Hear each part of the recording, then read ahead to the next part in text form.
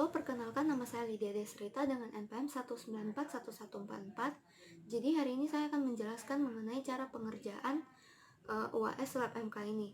Jadi untuk mempersingkat waktu kita langsung masuk saja ke pengerjaannya dan soalnya. Jadi kita masuk ke soal pertama yaitu mengenai time value of money. Jadi time value of money ini ada dua, yaitu present value dan future value.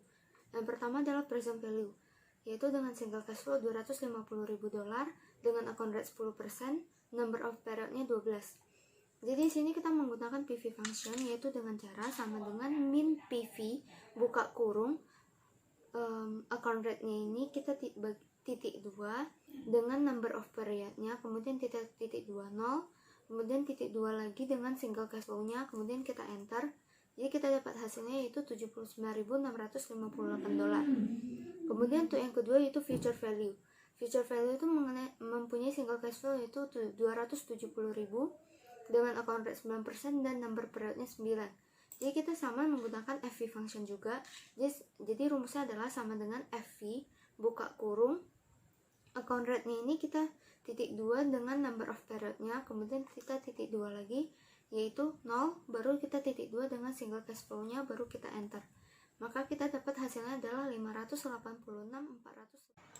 Kemudian soal kedua yaitu mengenai financial statement analysis.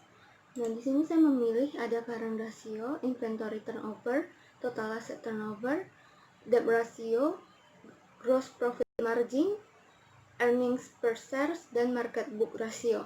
Nah, jadi di sini ada tahun 2018 dan actual 2019-nya. Nah, untuk yang pertama itu current ratio, yaitu rumusnya adalah current asset dibagi dengan current liabilities. Nah, kita mendapatkan hasilnya itu menjadi 1,19. Untuk yang kedua yaitu inventory turnover, rumusnya adalah COGS dibagi dengan inventory. Jadi kita mendapatkan hasilnya itu 5,41. Kemudian ada total asset turnover, rumusnya adalah sales dibagi dengan total asset. Nah, dari sini kita mendapat hasilnya 2,03. Yang keempat ada debt ratio, yaitu total liabilities dibagi dengan total asset. Jadi hasilnya adalah 0,36. Kemudian terdapat gross profit margin, yaitu gross profit dibagi dengan sales, maka mendapatkan hasilnya 0,29. Kemudian terdapat earning per share, itu rumusnya adalah earning available for common stockholder dibagi dengan jumlah of shares of common outstanding. Jadi kita mendapat hasilnya 17. Dan yang terakhir adalah market book ratio, yaitu rumusnya market price per shares of common stock dibagi dengan book value per share of common stock. Jadi kita mendapatkan hasilnya 52,35. Kemudian kita masuk soal ketiga yaitu mengenai stock valuation. Nah, jadi di sini kita langsung saja ini mengambil dari PT Unilever Indonesia. Jadi dengan dividen 430 per sahamnya dengan rate 10%. Kemudian zero growth-nya kita carinya yaitu dengan cara sama dengan dividennya dibagi dengan rate-nya 10%, maka kita mendapatkan hasilnya 4.300. Kemudian untuk constant growth-nya kita dapat dengan cara sama dengan dividennya ini kita kalikan dengan buka kurung 1 ditambah dengan constant growth rate-nya yang 7% itu, kemudian dibagi dengan rate yang 10% ini dikurang rate constant growth-nya ini 7%. Kemudian kita dapat hasilnya adalah 15.337.000. Nah, untuk variable growth ini terdapat dua, yaitu 7% dan 9%. 9% itu untuk year yang 5 tahun, kalau untuk 0 sampai 4 itu kita menggunakan rate yang 7%. Nah, untuk dividen pada tahun 0 ini kita samakan dengan dividen awal dari perusahaan itu yaitu 430. Nah, kemudian untuk yang dividen pada tahun pertama itu caranya adalah sama dengan dividen pada tahun 0 ini kita kalikan buka kurung 1 ditambah dengan variable growth yang 7% ini, kemudian kita kunci, kemudian kita enter. Setelah itu kita tarik saja sampai tahun keempat. Kemudian untuk value rumusnya itu hanya di tahun keempat, yaitu dengan cara sama dengan dividen pada tahun keempat ini dikalikan dengan buka kurung 1 ditambahin dengan variable growth itu yang rate-nya 9%, kemudian kita bagi dengan si rate yang 10%, kemudian kita kurangin dengan variable growth rate-nya itu yang 9%, kemudian kita dapat hasilnya 61.437,0. Kemudian untuk dividen plus value-nya itu, jadi caranya itu adalah dividen ditambahin dengan value-nya. Jadi kita tarik saja sampai tahun keempat juga.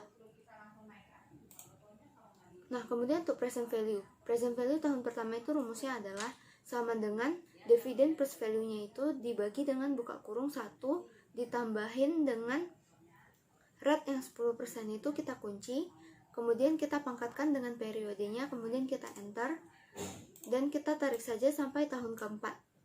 Nah, untuk stock price-nya itu caranya gampang, yaitu kita hanya sum dari present value yang tahun 0 sampai tahun keempat, kemudian kita enter. Jadi kita dapat hasilnya adalah 43.568,186041. Kemudian kita masuk ke soal keempat, yaitu mengenai bond valuation. Nah, jadi bond valuation ini kita mengetahui kupon paymentnya itu $75, kemudian face value-nya itu $1.750 dengan rate 5% dan selama 7 tahun. Karena kita bayarnya semi annually, maka dalam 7 tahun ini kita membayarnya sebanyak 14 kali.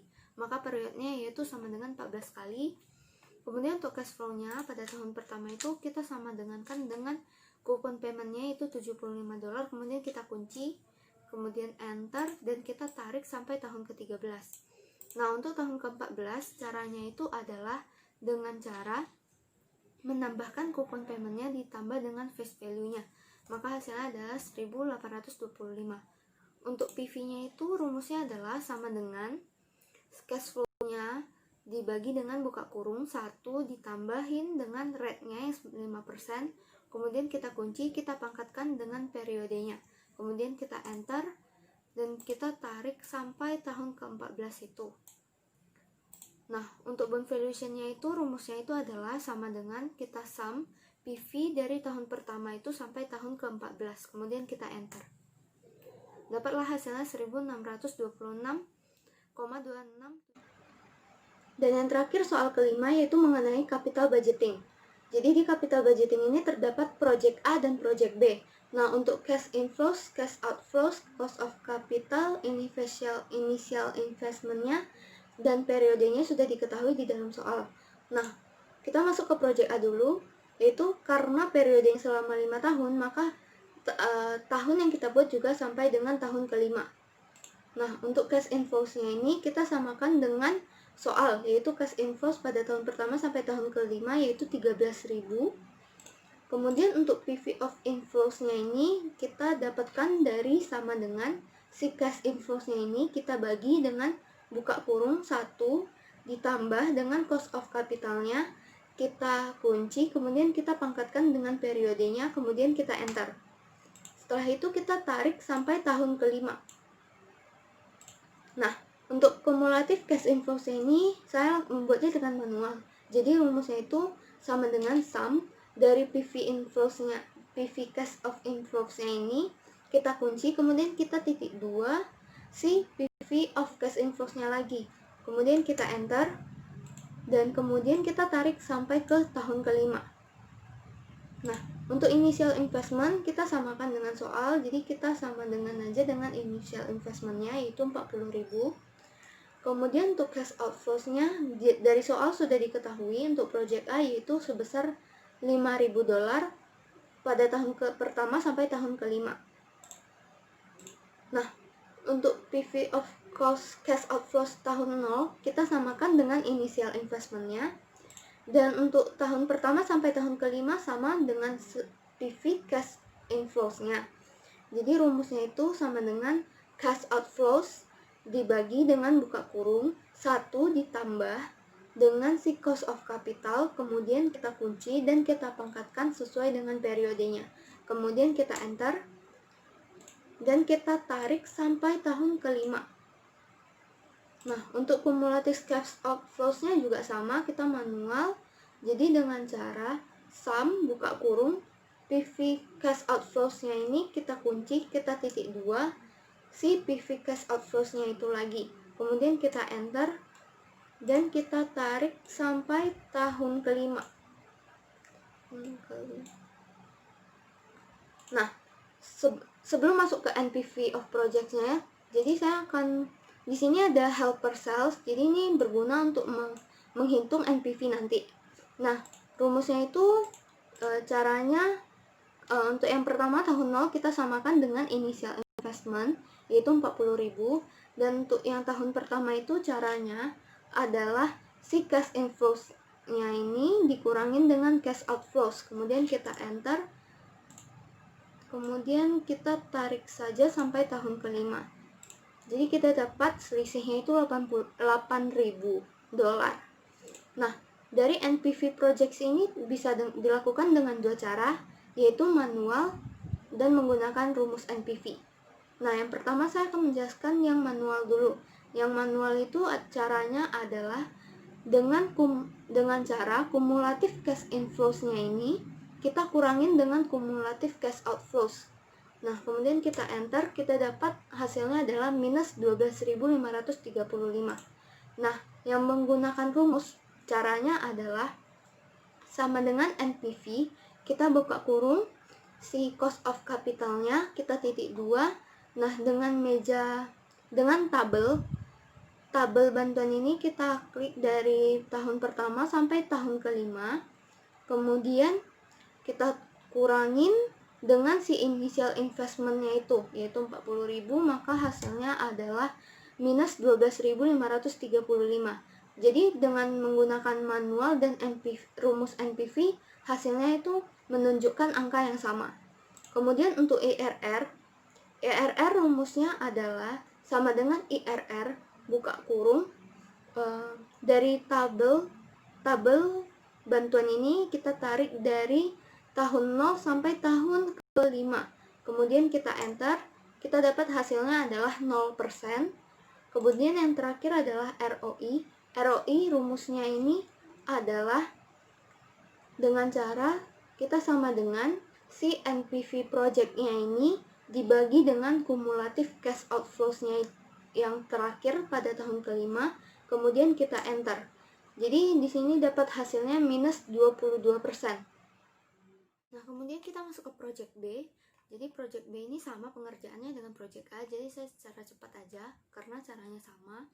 Jadi cash flow-nya kita mengikuti sesuai soalnya tadi dari tahun pertama sampai tahun kelima.